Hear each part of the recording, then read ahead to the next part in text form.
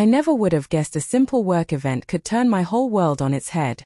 But that Thursday night, during the annual company gala, I learned just how far some people will go to make themselves look exceptional, no matter who they step on in the process. My name is Oliver. I'd been with Claire for nearly 3 years. To most people, we probably looked steady.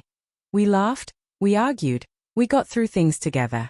Or at least, I believed we did. Claire was brilliant, driven, and naturally captivating. She had a way of walking into a room and pulling every pair of eyes toward her. I used to love that about her. But at her boss's party, that same magnetism turned sharp, and I found myself on the receiving end of it. We walked in side by side. I wore a simple navy suit. Claire, in a shimmering gold dress, seemed to carry her own spotlight. She looked incredible.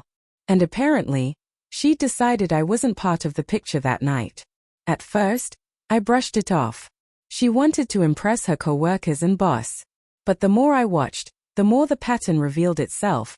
The intentional glances, the generous attention she gave everyone except me. Her boss, Mr. Whitaker, a loud, theatrical man, joined us. Claire smiled at him, leaned in, touched his arm as she laughed. When I greeted her, she barely gave me a nod. I cleared my throat and tried again. "Hey, Claire." I grabbed us some champagne. She gave me a quick, dismissive acknowledgement, then drifted away into another circle of people. Her laugh carried across the room, bright and carefree, while I stood on the sidelines like a prop.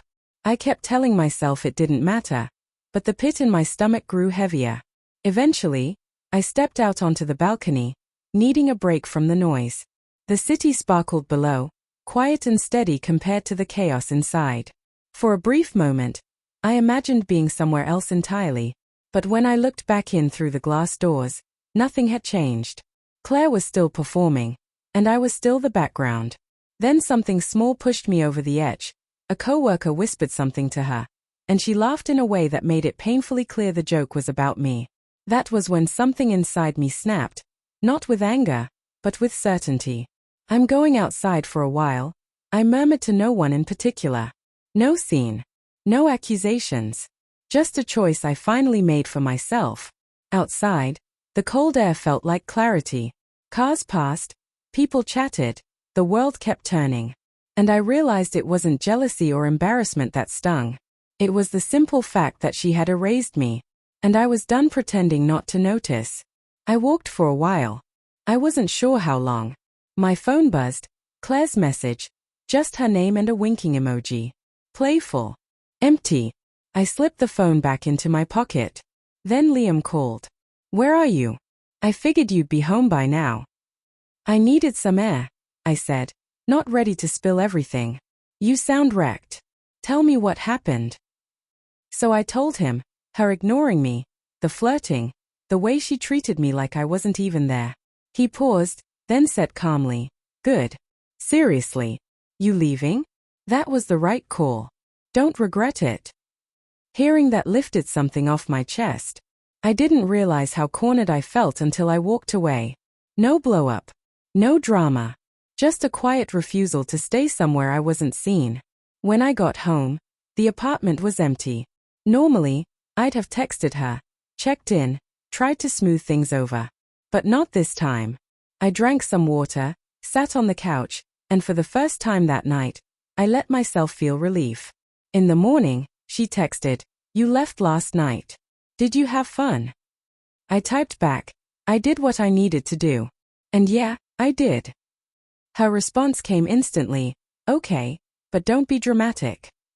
I actually laughed. Dramatic? Maybe. But the real drama had played out at the party, and I hadn't been part of it. Later, a mutual friend reached out. "Oliver, people noticed. You walking out? Total power move." Claire looked stunned. I hadn't intended it that way.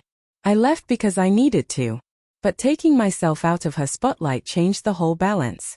By that evening, Claire showed up at my door. The confidence she always wore like armor was gone. "Oliver, can we talk?" I nodded. "Sure. But listen, last night wasn't about anyone else. It was about me finally seeing my own value.